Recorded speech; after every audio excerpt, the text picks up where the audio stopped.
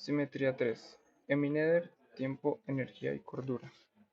La simetría, en general, es cambio sin cambio, pero fue la asombrosa Emineder, 1882-1935, quien estableció una conexión íntima entre la simetría matemática de las leyes físicas y la existencia de cantidades físicas concretas que no cambian. X no cambia con el tiempo es una frase larga y además negativa, así que mejor solemos decir X se conserva. En ese lenguaje, el teorema de Nether dice que las simetrías de la ley física dan lugar a cantidades conservadas. Así, en el trabajo de Emmy-Nether, nuestra correspondencia visionaria ideal si solo si real se convierte en un teorema matemático. Sin duda, un ejemplo concreto de un par netteriano. Simetría, entonces, ley de conservación. Será bienvenido en este punto, y aquí podemos descubrir una piedra preciosa. Se trata, creo, del resultado individual más profundo de toda la física. En nuestro ejemplo, la simetría es lo que se denomina simetría de traslación temporal. Esa jerga puede parecer intimidante, pero su significado es simple. Las mismas leyes de la física que rigen hoy rigieron en el pasado y regirán en el futuro. La suposición de que las mismas leyes rigen siempre puede no sonar de primeras como una suposición de simetría, pero eso es lo que es, porque dice que puedes cambiar el significado de tiempo que aparece en las leyes de la física sumando o restando una constante, sin cambiar el contenido de las leyes. En la jerga de las matemáticas y la física, el desplazamiento en una cantidad constante, ya sea en el espacio o en el tiempo, se llama traslación. La simetría de traslación temporal es la sabiduría del Eclesiastés. Lo que ha sido es lo que será, y lo que se ha hecho es lo que se hará, y nada nuevo hay bajo el sol. Lo que Shakespeare lamentaba aquí, si no hubiera nada bueno, sino lo que ya ha sido antes, cuán engatusado está nuestro seso, que esforzándose por inventar, no hace sino soportar el segundo lastre de un niño anterior. No es la misma cosa, la simetría de traslación temporal se aplica a las leyes que relacionan sucesos, no a los sucesos en sí mismos. Para expresarlo de manera formal, la simetría de traslación temporal es una propiedad de nuestras ecuaciones dinámicas, pero no dice nada de las condiciones iniciales. Hacia el final de este interludio, trataré de manera crítica la conjetura de la simetría de traslación temporal, pero ahora tomémosla al pie de la letra. Tiempo y energía. Según el teorema de Nether, toda simetría de las leyes implica la conservación de alguna cantidad física. Para la simetría de traslación temporal, la cantidad conservada es la energía. La energía como concepto físico tiene una historia estrafalaria. Quisiera repasar brevemente unos cuantos puntos culminantes de esa historia. En primer lugar, porque es interesante, pero sobre todo aquí porque ello resalta la importancia de la percepción de Emmy Nether.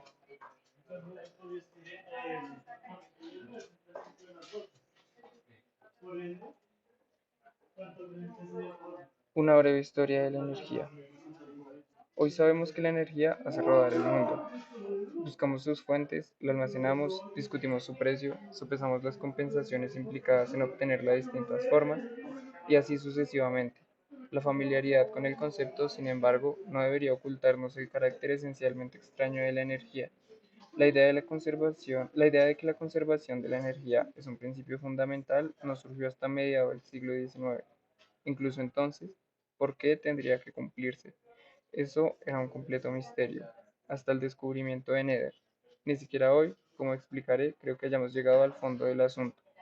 En los forcejeos conceptuales que precedieron a la claridad de Newton, los científicos que intentaban comprender el movimiento hallaron una y otra vez, en distintas clases de problemas, que el cuadrado de la velocidad de un cuerpo saltaba aquí y allá como una medida especialmente útil del movimiento del cuerpo. Galileo, por ejemplo, halló que para los cuerpos que se movían bajo la influencia de la gravedad cercana a la Tierra, como piedras lanzadas, balas de cañón o, cosa que me dio con mucha atención, bolas que rodan por un plano inclinado y péndulos, un cambio dado de altura da siempre un cambio fijo del cuadrado de la velocidad con independencia de todo otro detalle. En retrospectiva, entendemos ese extraño resultado como un ejemplo de conservación de la energía. Hay dos contribuciones a la energía total del cuerpo, la cinética y la potencial.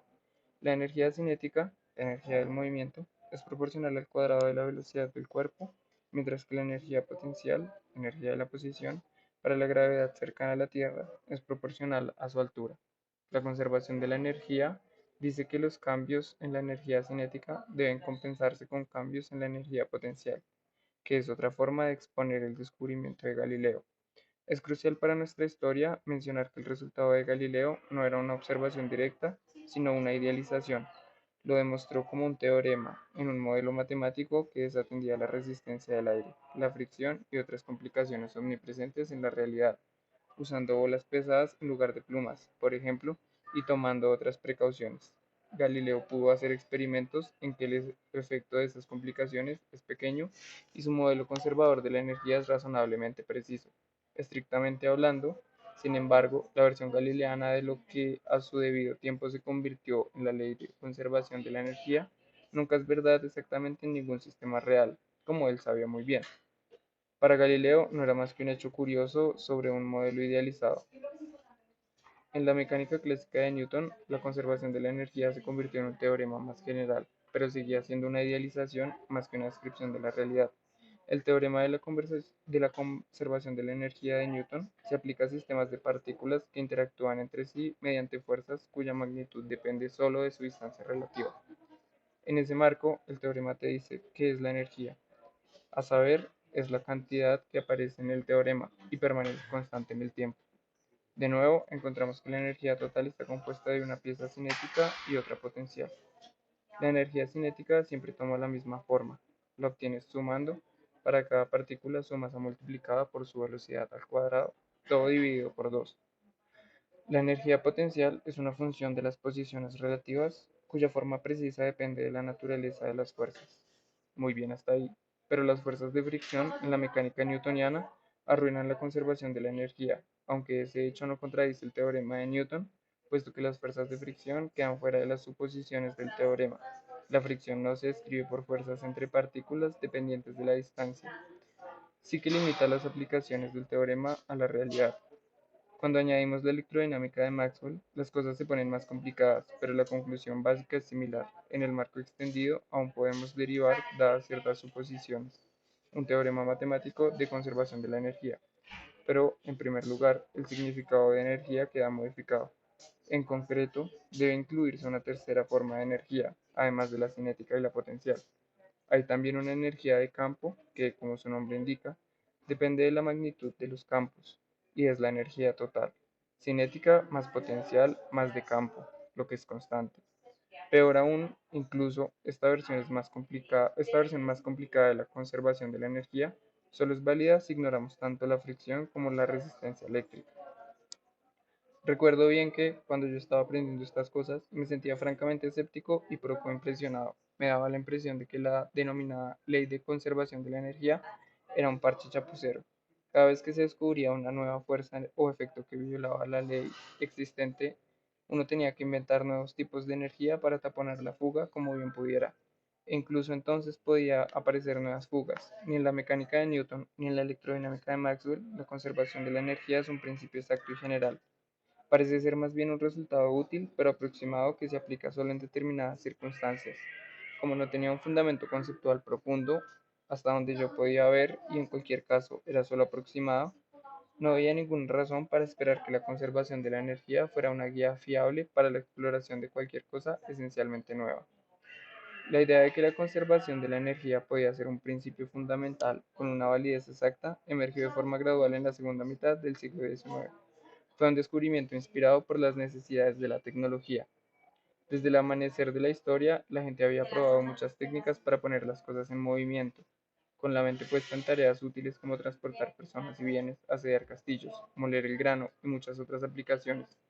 Durante la Revolución Industrial, las máquinas se hicieron centrales en la vida económica y optimizar su utilización se convirtió en una cuestión capital, de modo que el problema de alimentarlas se estudió con intensidad, tanto de modo experimental como teórico.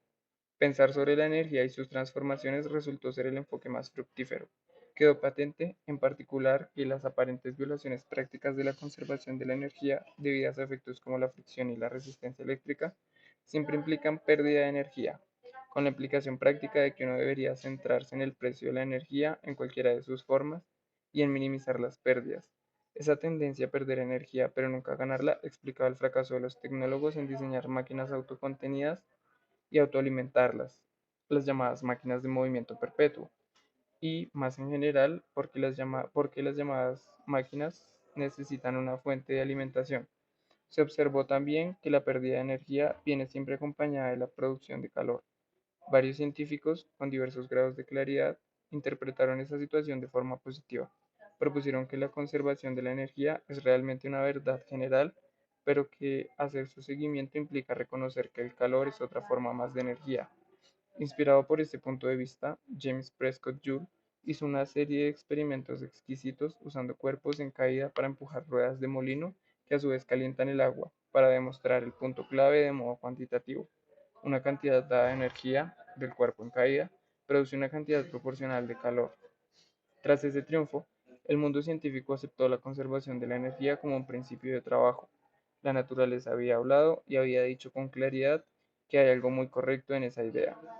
Pero a falta de una justificación más profunda que la de que funciona, la ley permaneció tan misteriosa como precaria. Funciona significa en realidad ha funcionado hasta ahora. No se podía descartar que algún nuevo descubrimiento revelara fisuras. No sería la primera vez. La conservación de la masa era una piedra angular de la mecánica newtoniana y sirvió muy bien en verdad como un principio de trabajo durante más de 2 siglos, tanto en la mecánica celeste como en toda clase de aplicaciones a la ingeniería. La conservación de la masa fue puesta a prueba de manera rigurosa y puesta a trabajar por Antoine Lavoisier en los experimentos que marcaron el principio de la química cuantitativa moderna. En el siglo XX, sin embargo, la grave violación de la ley de la conservación de la masa es un tópico de la física extrema. En un colisionador de electrones y positrones de alta energía, la colisión de dos partículas muy ligeras, un electrón y un positrón, genera de forma rutinaria docenas de partículas cuya masa total suma muchos miles de veces la masa total de partida. Dado que la energía parecía un batiburrillo de muchas clases de cosas diferentes, cinética medida en el movimiento, potencial medida en la posición, de campo medida en principio en fuerzas sobre las cargas y las corrientes, calorífica medida en cambio de temperatura, y otras que no he mencionado, parecía abierta a nuevas modificaciones, o tal vez incluso excepciones. Eminem puso el concepto de energía bajo un foco nítido, al fundamentar la conservación de la energía en la uniformidad de las leyes físicas en el tiempo. Reveló su verdadera naturaleza y descifró su belleza oculta.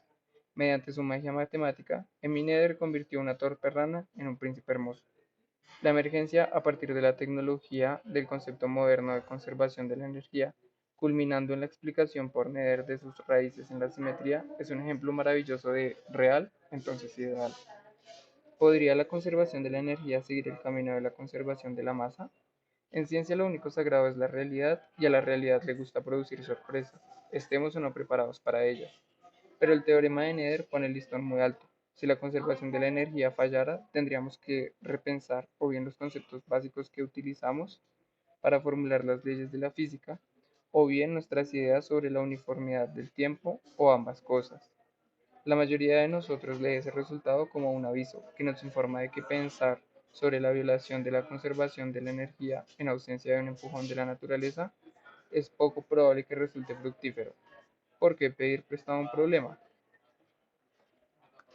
Más lecciones de Nether. La uniformidad de las leyes físicas en el espacio, como su uniformidad en el tiempo, refleja un tipo de simetría llamada simetría de traslación espacial. Según el teorema de Nether, tendría que haber una cantidad conservada correspondiente, y la hay, el momento. Las leyes físicas deberían parecer las mismas también cuando se las mira de distintas orientaciones. Este es otro principio de simetría llamado simetría rotacional. Según el teorema de Nether, tendría que haber una cantidad conservada correspondiente, y de nuevo la hay, el momento angular. Como la conservación de la energía, estas grandes leyes de conservación tienen una historia larga y distinguida, habiéndose derivado en casos especiales bajo unas suposiciones más restrictivas pre-Nether.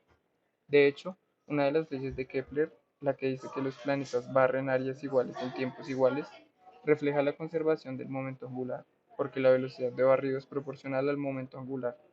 Pero el teorema de Nether, al conectarlas con simples aspectos cualitativos de la realidad física, ofrece una percepción profunda en el porqué de la existencia de esas leyes. En las fronteras de la física moderna, como veremos pronto, el teorema de Nether se ha convertido en una herramienta esencial de descubrimiento. Mediante él, relacionamos la estética teórica de una posible simetría y la pregunta ¿son bellas mis ecuaciones?, con la dura realidad de la medición física y la pregunta ¿son verdaderas mis ecuaciones? Ha sido todo muy eficaz e inspirador, y sin embargo, tengo la sensación de que nos falta aún algo muy importante, y no soy el único. Nada menos que Niels Bohr en la década de 1920, enfrentado con unos experimentos desconcertantes sobre la radioactividad, jugueteó brevemente con la idea de que la energía no se conserva. Lev Landau, otra figura reverenciada entre los físicos, propuso más tarde que las estrellas violan la conservación de la energía. La fuente energética de las estrellas, la combustión nuclear, no se aclaró hasta mediados del siglo XX. Toda deducción descansa en suposiciones, y el teorema de Nether no es una excepción. De hecho, las suposiciones que incluye el teorema de Nether son bastante abstractas, técnicas y arduas de precisar. Para los expertos, el teorema se demuestra para sistemas cuyas ecuaciones resultan variar un lagrangiano. Hay buenas razones para admirar los sistemas que se pueden describir de ese modo, pero las razones son complicadas y no está claro, al menos para mí, por qué o incluso si son obligatorias. Tengo la sensación de que un resultado tan importante y tan fácil de enunciar debería tener una explicación más directa e intuitiva. Si tuviera una, estaría encantado de compartirla aquí. De momento, todo lo que puedo decir es que sigo buscándola.